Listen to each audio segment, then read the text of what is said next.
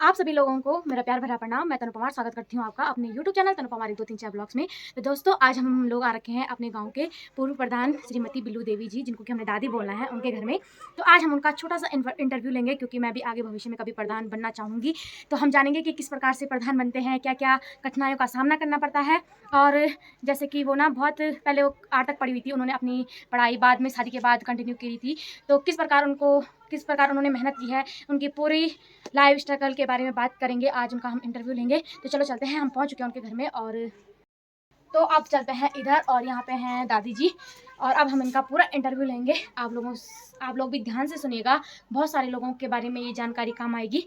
और अगर आपको वीडियो पसंद आएगी तो वीडियो को जरूर लाइक शेयर सब्सक्राइब जरूर करें। तो अब हम करते हैं अपना इंटरव्यू शुरू। कैसा लगता था आपको प्रधान बनके? प्रधान बन के मुझे अच्छा लगता था कि मैं अपने गांव में विकास कर सकूं और अपने गांव की महिलाओं को जागरूक कर सकूं, और जो भी काम काज वो महिलाओं को मिले, बेरोजगार लड़कों को मिले। मैं इसके उस वजह से मतलब अपनी इच्छा को करती थी कि भाई मेरे गांव में मतलब अच्छा से अच्छा विकास हो। और लड़कियों को भी मैं कहीं पर भी देखती थी, किशोरी बालिकाओं को, उनको भी मैं शिक्षा के माध्यम से मतलब जुड़वाना चाहती थी, और उन्हें शिक्षा देती थी कि भाई बेटा एक ऐसी लेडीज़ मतलब ऐसी वो बनो कि जो भविष्य में हमारी महिलाएं आगे बढ़ सकें। हाँ, तो आपने भी हमारे जैसे कभी ऐसी महिला बनना है कि जो देश और गांव के बारे में अच्छी सोच रखे और अपने गांव के विकास के बारे में सोचे। बहू बेटियों को मतलब बहू और बेटी में कोई अंतर ना समझे। बहू भी हमारी एक लड़की है, उसको भी हमने आगे पहुंचाना है। उसके बारे में भी हमने ये सोचना है कि जैसे हमारी लड़कियां अच्छी रहे, अच्छी खाए, अच्छी बने। ये मेरी सोच थी। और मेरे 3 गांव थे, तो मैं बराबर अपने तीनों गांव में जाती थी, वहाँ की समस्याओं को देखती थी, और घर घर में जाके पूछती थी कि भाई मेरे लायक कोई सेवा है तो बताओ मुझे। तो जब मैं प्रधान थी तो मेरे गांव के लोग महिलाएं कहीं बाहर नहीं जाती थी।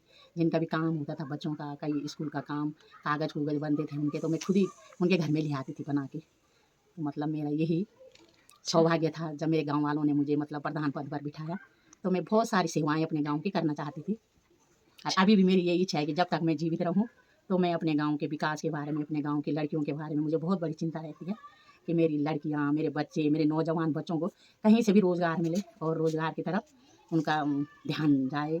और लड़कियाँ कहीं अच्छी उस पोस्टों पे जाती हैं तो मुझे बहुत बड़ी खुशी होती है। और मैं कॉलेज में खुद जाती थी अपनी बहू लोगों का एडमिशन करवाने, तो मुझे बोलते थे कि पहली सास है भाई जो अपने बहू का एडमिशन करने आ रही है, बीएड करो, कॉलेज जाओ। मतलब मेरी इसी उस पे ध्यान रहता था अपना कि कहाँ से महिलाएं मतलब आगे बढ़े। अब हम दादी से दूसरा क्वेश्चन पूछेंगे कि दादी ने अपनी शिक्षा कहाँ तक प्राप्त कर रखी है। तो मैं पहले 8वीं क्लास तक पढ़ी थी। जब मेरी शादी हुई तो उसके बाद तब मैं ऐसे ही घर का काम काज करती थी। पर जब मैं आगे मतलब काफ़ी साल हो गए मुझे, उसके बाद मेरे मन में एक सोच आई कि भाई मुझे तो आगे पढ़ना है। तो मैंने सन 14 में शादी के कितने साल बाद? मतलब शादी के लगभग अ, लगभग 25-26 साल तो हो ही गए होंगे। हाँ ना, 38 साल हो गए मेरी शादी हुए। हाँ, तो ऐसे लगाओ तुम 29-30 साल में मैंने हाई स्कूल किया। अच्छा, तो दादा ने आपको पूरा सपोर्ट किया, इसका तो मतलब? इसके बारे में मेरे पति ने मुझे अभी भी, पहले भी अभी भी मेरे पति मेरा बहुत सारा सहयोग करते हैं, और मुझे कहीं पर भी जाने के लिए रोकते नहीं हैं। जब मेरे पति का मेरे साथ पूरा साथ रहा तभी तो मैं आगे बढ़ी मतलब। और जब पति साथ नहीं देते तो मैं कहाँ से बढ़ती। तो मेरे पति मतलब मेरा बहुत सारा ख्याल भी रखते हैं, और मुझे आगे जाने के लिए पूरी छूट देते हैं। ये नहीं समझते हैं कि भाई पत्नी को कहीं नहीं जाना है, बोलते हैं कहीं भी जाओ तू पर अपना काम कर। मुझे मतलब ऐसी झिझक नहीं रहती कि मेरे पति मेरे लिए कुछ है। देखते हैं कि भाई मेरी पत्नी सही है, सही काम करती है, तो मेरे पति का मेरे साथ पूरा सहयोग रहा। अच्छा, दादी के लिए तीसरा क्वेश्चन कि दादी, अगर मतलब मैं भी सोची हूँ कि अपने ससुराल जाके मैं भी प्रधान बनूँ, तो उसके लिए आप मुझे कुछ टिप्स देना चाहेंगे? तो बेटा जब आपकी शादी हो जाएगी तो पहले आपने कुछ सालों तक अपने सास ससुर, अपने गांव में, अपने इधर उधर के गांव में क्या है कि अपनी एक रेपुटेशन बनानी है कि भाई जिससे कि तुझे मतलब लोग ये सोचें कि भाई ये लड़की मतलब आगे के लिए कुछ बन सकती है। तो तुझे मतलब कुछ कष्ट खाना पड़ेगा, एक दूसरों के साथ मिलजुल के रहना पड़ेगा, अपनी सहेलियों के साथ, अपने गाँव के साथ, अपने बड़ों की इज्जत करनी पड़ेगी, अपने से बड़ों को मतलब इज्जत से बातचीत करना होगा उनके साथ में। और जब खूब व्यवहार बन जाएगा कि हाँ भाई हमारे गांव में ये लड़की कुछ लायक है, तब सारे लोग समझ जाते हैं कि ये लड़की है इसकी लायक, तो तब तो कुछ सालों के बाद उठ सकती है और प्रधान बन सकती है। और प्रधान बन के ये नहीं कि भाई मैं प्रधान बन गई तो बस मैं अपने परिवार के बारे में सोचूं, अपने पर ले सोचूं, नहीं। प्रधान उसे कहते हैं कि जो पहले गाँव का विकास करे, गाँव के बारे में सोचे। सबसे बड़ा दुख मुझे भी आपको भी ये प्रेरणा लेके चलना चाहिए कि हमारे नवयुवक गंदे कामों में न लगें। कहीं पर देख दिया, माने न माने कोई बात, पर उसे एक बार टोकना हमारा कर्तव्य बनता है कि बेटा ऐसा मत कर, बेटी ऐसा मत कर। हमें अपनी बेटियों को क्या बना, रानी लक्ष्मीबाई, रानी मीरा, ऐसी जैसी शिक्षा हमें अपनी लड़कियों को देनी चाहिए। और आज भी मेरी अपने मन से आपको एक दुआ भी दे रही हूँ, और खुशी भी होती है कि मेरे गाँव में एक तनुजा है कि जिसको देख के मैं भी खुश होती हूँ कि भाई वो अच्छी लड़की है, मेरी नज़र में अभी तक सही है। मतलब तो मैं ऐसी लड़कियों को देख के मुझे बहुत खुशी होती है कि जिसको मैं ऐसे देखती हूँ कि आगे के लिए ये लड़की कुछ बनेगी, ये लड़की का स्वभाव कैसा है, तो मुझे बहुत खुशी होती है। मैं भी उससे भगवान से ये कामना करूँगी कि हमारी तनुजा भी कहीं आगे अच्छा काम करे, अच्छी बने। तो उसके लिए मेरा आशीर्वाद है उसके साथ। बहुत बहुत धन्यवाद दादी जी आपका।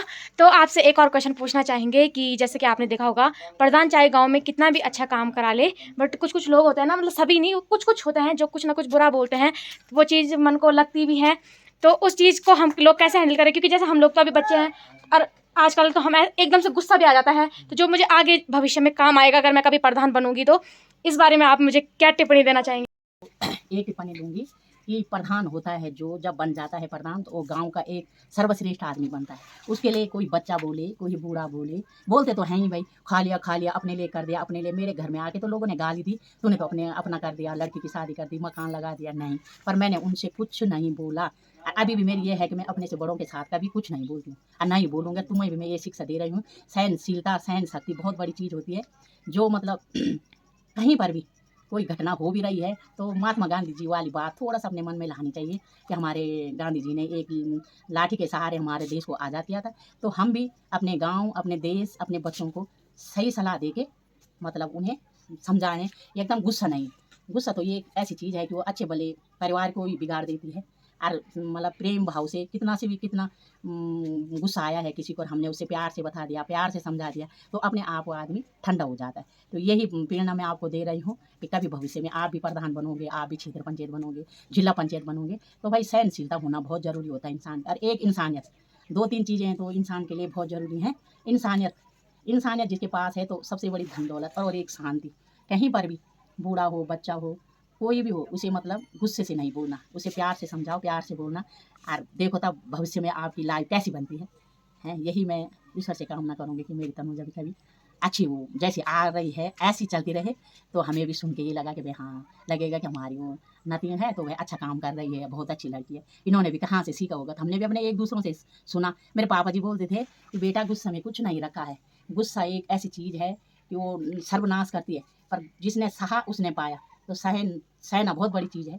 और भविष्य में ये समझ के चलो कि हमें, वैसा तो ये है कि गलत बात को तो सहन नहीं करते हैं, पर जिसने कर दिया उसका एक दिन ऐसा नतीजा मिलता है कि वो आदमी खुद ही झुक के बोलेगा कि मैंने कैसी गलती कर दी यार, मैंने इस ऐसी लेडीज़ के लिए बोल दिया। लेडीज़ों को तो लोग बोलते हैं पौड़ी जा रही, ऐसा कर रही, पता नहीं क्या कर रही। हम अगर सही हैं तो संसार सही है, अगर हम गलत हैं तो कुछ भी गलत सही नहीं है।